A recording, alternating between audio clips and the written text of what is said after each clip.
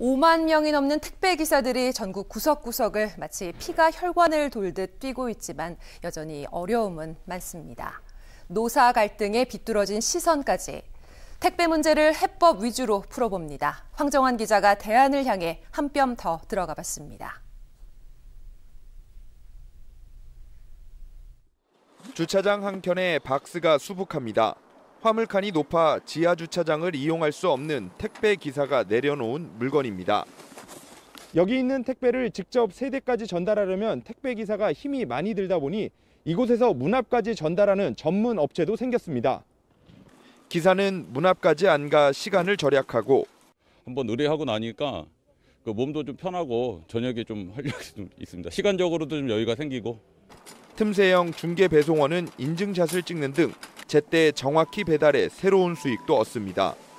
택배 기사는 물량이 늘고 배송원은 짧은 시간에 짭짤한 돈을 버는 그야말로 상생입니다. 물량 폭주와 택배 기사들이 힘든 부분들 갖다가 저희가 참여함으로써 이렇게 같이 통장할 수 있는 어떤 그런 시스템이라고. 경기연구원도 공동 집화장을 만들어 아파트 단지 내 배송원을 활용하자는 대안을 내놨습니다. 정부가 지하주차장 높이를 조정하는 규정을 마련했지만 도내 656개 지상공원형 아파트 단지 지하주차장 중 97%엔 택배 트럭이 못 들어갑니다. 택배 기사들이 집 앞 배달에 쏟는 시간과 노력을 중개원들이 덜어주는 구조인데 노인을 활용한 실버 택배, 청각 장애인이 투입된 블루 택배 등이 손꼽힙니다. 보건복지부 등 부처 예산과 지자체 지원이 가능해 시너지가 매우 클 수 있는 구조입니다. 2020년 택배 물량은 33억 7천만 개로 매년 20% 이상씩 껑충껑충 뜁니다. 택배기사 5만 명의 플렉스형 등 틈새 배송원까지 합치면 일자리 창출 효과도 상당합니다. 주차장 높이를 바꾸거나 택배차를 개조하면 경제적 손실이 늘어나는 건 매한가지. 공동 집화장을 활용해 사회적 일자리를 창출하는 중개 배송원 제도가 힘을 받고 있습니다. OBS 뉴스 황정환입니다. 택배 노조 파업 장기화의 가장 큰 이유는 기사의 분류 작업 제외입니다. 과로사의 근본 원인인 만큼 노사정 사회적 합의까지 이루었지만 여전히 뜨거운 감자입니다. 취재 기자와 이야기 더 나눠보겠습니다. 김대희 기자. 사회적 합의에도 여전히 현장에서는 잘 지켜지지 않는 건가요? 네, 기사는 배송만 하는 게 핵심이지만 현장에서 여전히 잘 지켜지지 않고 있습니다. CJ 대한통운과 롯데 한진택배 등이 각각 4,000명 이상을 현장에 투입했지만 현장에 있는 16,000명의 택배기사 중 약 64%입니다. 많은 편인데 내가 여전히 직접 분류하고 있다고 답했습니다. 작업 시간이 여전히 줄지 않고 있다는 건데 쉽사리 갈등이 끝나진 않을 것 같습니다. 네. 앞서 이제 황정환 기자 리포트를 봤는데 중개 배송원 양측의 좀 시너지를 모두 낼 수 있는 좋은 해법도 될 수 있을 것 같은데 다만 좀 수입이 줄어드는 형태가 될까요? 네, 맞습니다. 일단 표 보면서 말씀드리겠습니다.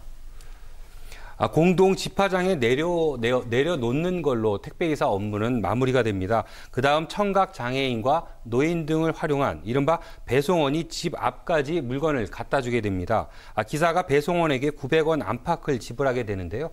말씀하신 것처럼 기사의 수입은 줄지만 집화장이 많아지면 배달량이 늘어나기 때문에 또 수입은 온전히 보존이 될 수가 있습니다. 작업 시간이 줄고 노인과 장애인 등 새로운 일자리가 생기고 정부의 공적 자금까지 투입되면 시너지 효과는 상당히 커질 것으로 기대됩니다. 네. 전국적인 설 물류 대란은 없었습니다. 하지만 평소 이제 택배기사분들 작업하시는 거 보면 굉장히 고되다. 많은 분들이 이렇게 알고 계실 텐데 분류, 상차, 하차 정말 단계가 상당하더라고요. 네, 유진영이 그것도 잘 알고 계시는데요. 요즘같이 추울 때는 배송량이 또 더 많아지기 때문에 힘듭니다. OBS 대학생 기자가 한 달간 직접 경험해 봤는데요. 이리저리 움직이면서 바쁘게 영상을 찍다 보니 흔들리고 많이 거칠지만 현장에 같이 있다는 느낌으로 봐주시죠. 우리를 행복하게 하는 말, 배달. 배달 왔습니다. 만난 식료품도 멋진 옷과 신발도 기다리는 건 설렘입니다. 배려 섞인 문구는 비타민이자 청량 음료이죠. 흔히 보는 택배 케이스, 백을 정리하는 걸로 시작입니다. 분류와 배송지 스캔이 끝나면 시간과의 전쟁. 오른손으론 배송지 보랴, 왼손으론 손수레 끊으라 정신없는 순간 아! 대박입니다. 1402호에서 무려 택배 4개를 주문. 1타 쌍피를 넘어 일석사조입니다. 30가구 미션 완료. 3시간 가까운 노동에 주머니엔 4만원 안팎이 쌓입니다. 한 달간 이른바 틈새 택배인 플렉스를 끝마쳤습니다. 물건은 반갑다면서 왜 옮기는 사람은 살갑게 대하지 않는 걸까? 고작 한 달 해놓고 투정이랄 수 있지만 참 이상했습니다.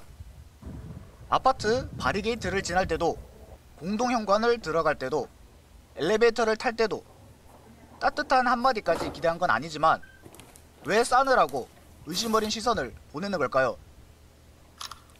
선의가 무례함으로 돌아오는 그런 이상하고 나쁜 기분 아시나요? 경쟁 관계라도 기사들끼린 모두 누구보다 살갑게 안녕하십니까? 수고하십니다. 그런 인사를 나누는 의미 이제 아시겠죠? OBX 학생기자 김영기입니다. 네, 택배 없이는 이제 일상이 멈출 정도죠. 이런 행복과 설렘을 전달해 주시는 이제 택배 기사님들의 중요성, 또 시스템에 대한 깊은 고민이 더 필요해 보입니다. 김대희 기자와 함께했습니다. 고맙습니다.